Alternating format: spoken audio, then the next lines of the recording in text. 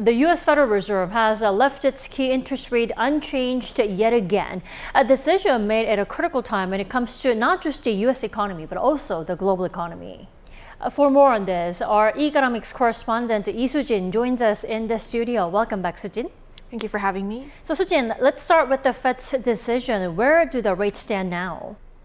Sure, so in its third monetary policy meeting of the year, the U.S. Fed has decided to continue its wait-and-see stance by, as you said, keeping rates steady. The decision to keep the current key borrowing rate range of 4.25% to 4.5% on Wednesday extends the pause in the Federal Open Market Committee's rate-cutting cycle, which has been in place since January. Here's what Fed Chair Jerome Powell said were the reasons behind the rate freeze decision. The risks of higher unemployment and higher inflation appear to have risen, and we believe that the current stance of monetary policy leaves us well positioned to respond in a timely way to potential economic developments. And these risks to employment and inflation, the two pillars of the Fed's dual mandate, stem from the uncertainty surrounding President Trump's tariffs. Then, Soo-jin, how did the White House respond to the Fed's decision, especially Trump?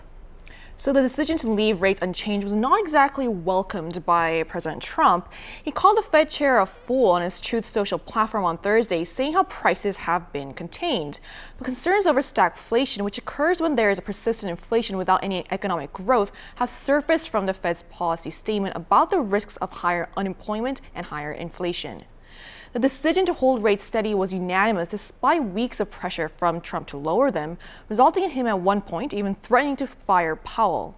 Still, Trump and his administration remain firm in their stance that the Fed should cut rates, arguing that high borrowing costs are no longer needed as prices have steadily cooled.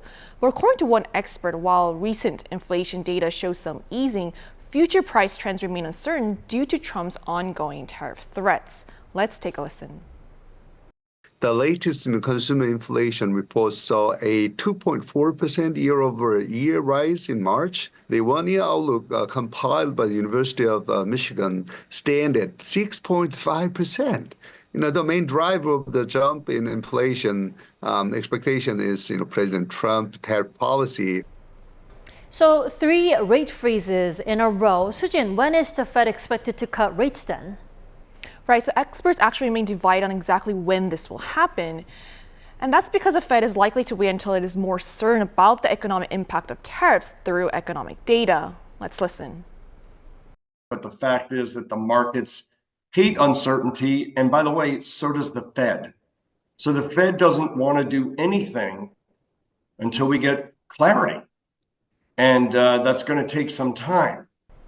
And this is in line with how Powell said that it depends when asked if there will be rate cuts at all this year.